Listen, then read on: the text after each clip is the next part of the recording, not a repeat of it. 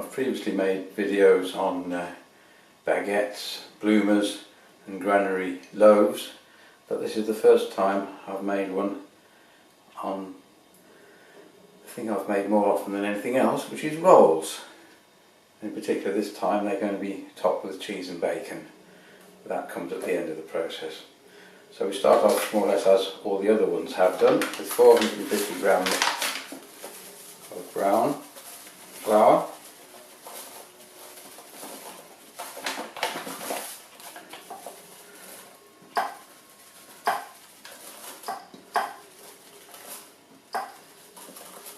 eventually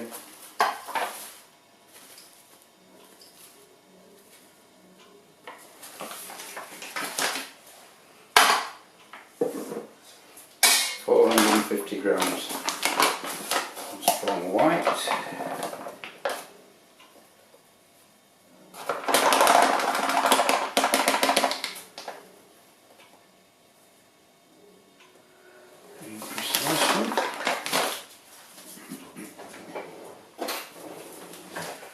four tablespoons of oil. Let's put the flour in.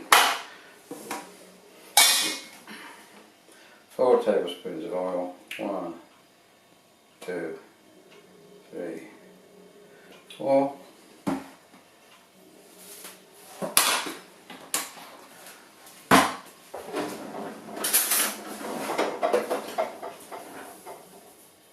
Two teaspoons of salt.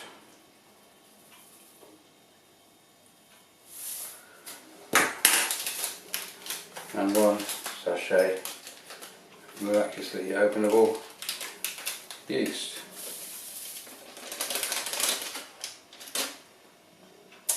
To that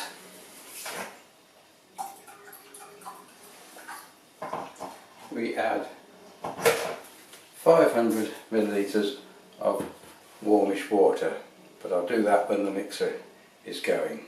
So we adjourn to the mixer now. So we start the kneading slowly and gradually add the water.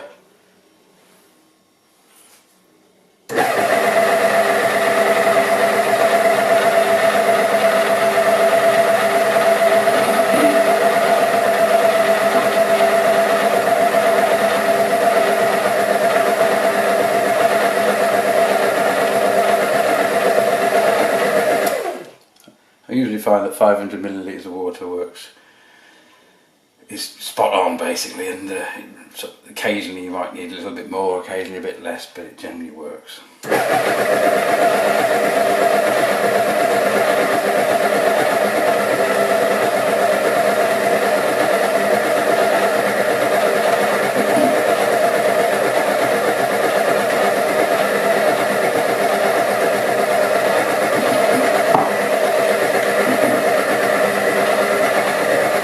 Let that go until it's incorporated all the flour into the mixture and it's not too soggy and it's not too solid.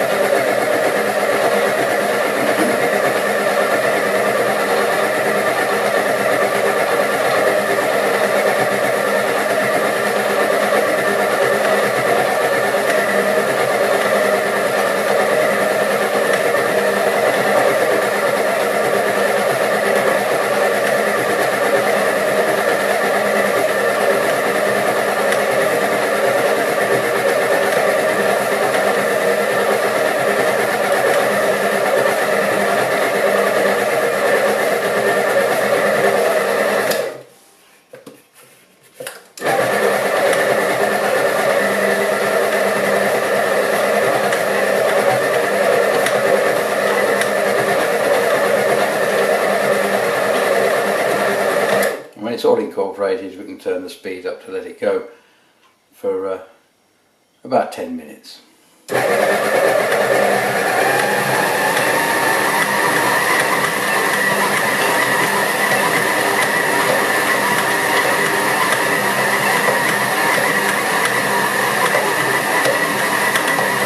we'll come back after 10 minutes. So we've had our 10 minutes of kneading in the machine. Now we just need to extract it. That should come off quite nicely, not too sticky. Which it does. Now we need to let it prove for about 45 minutes or until it's doubled in size or so. Here's the look of the thing, quite a nice solid dough. Now I'm going to put it in the oven. We've got a dough proving setting which is a warm setting, and we put some water in the bottom. You can probably see that it's steamed up there, so it's nice and humid, so we don't need to cover the dough up, it doesn't dry out. So I'll put it in there for about 45 minutes and see how it goes. Put the timer on.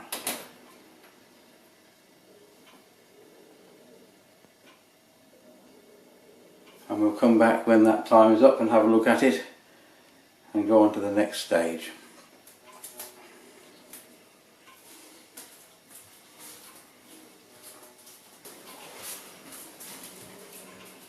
Right, we've had our 45-minute rising time, and the bowl is now pretty full. So we'll extract that. It's a lovely spongy dough. Get it all off the bowl.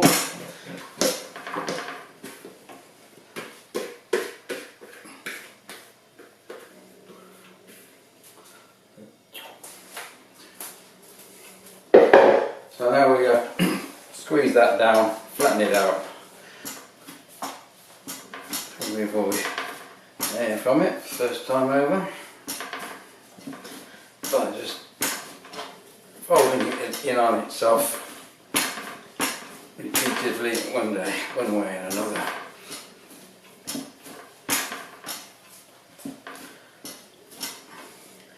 It's not sticky, it's quite nice and solid. And it's very spongy.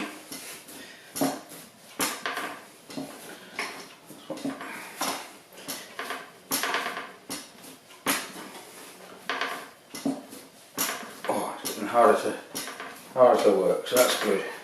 So what I've got to do now is divide it up into 16 rolls.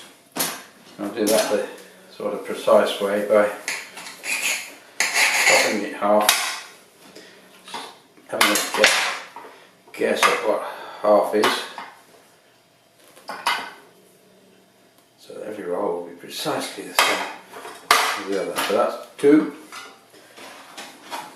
That's 2/8.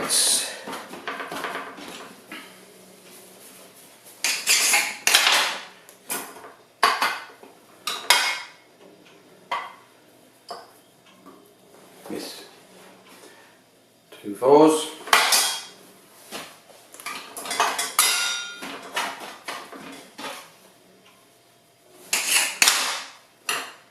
Spot on.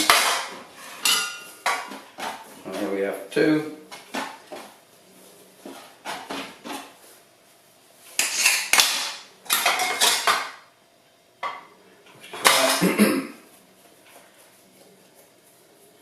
Fold it round on itself to make a nice round thing,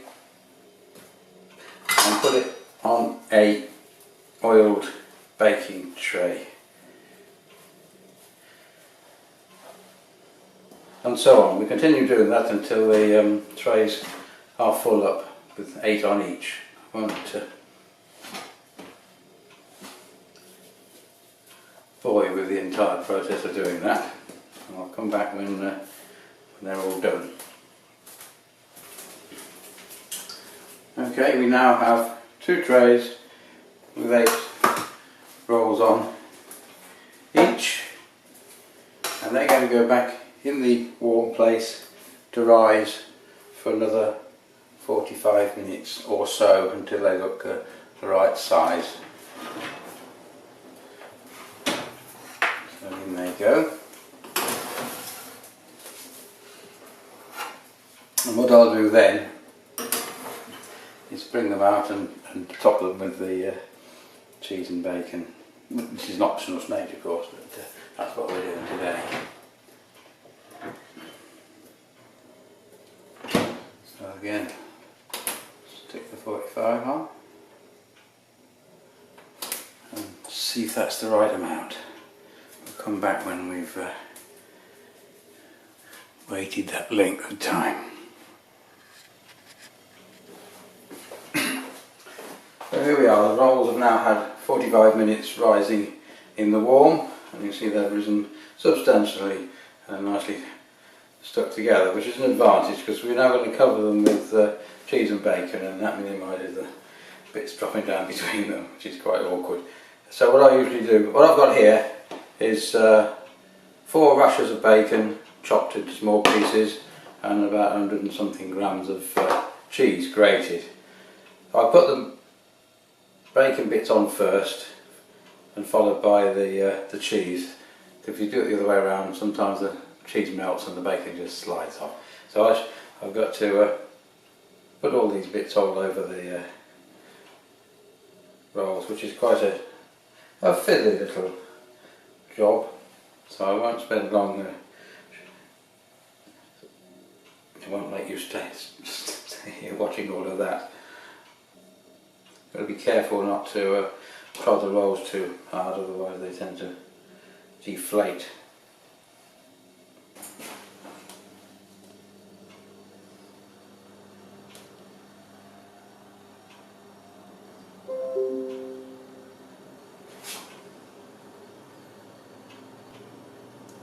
This is the messy bit. The cheese just tends to fall off. I've tried putting slices on the top, but that it's not really any better. It doesn't quite mingle in quite as well. Alright, there we are. 16 rolls covered with bacon and topped with cheese and litter around the area. So it's time to cook them.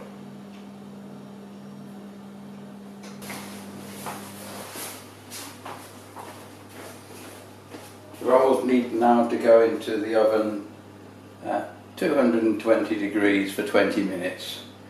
Ordinary rolls without the toppings on would probably go at 200, but with all this extra stuff on, I like to make sure it's well and truly done. So.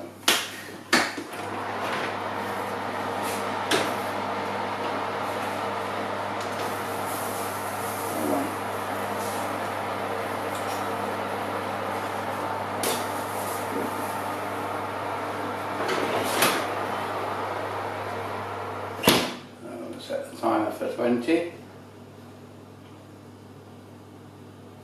and come back to see what they look like after that time.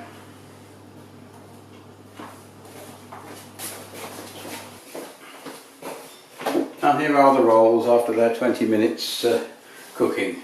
I think they've turned out the best ever. They're well and truly risen and stuck together. It's going to be a challenge getting them apart, but I'll do that in a minute when they've had a little cool down to make it more comfortable. And there they are, off the baking trays. They're still too hot to touch comfortably to separate, so I'll conclude there and have a photograph of what they all look like when they're separated. So I hope that's been interesting, and we shall enjoy them anyway. Thank you for watching.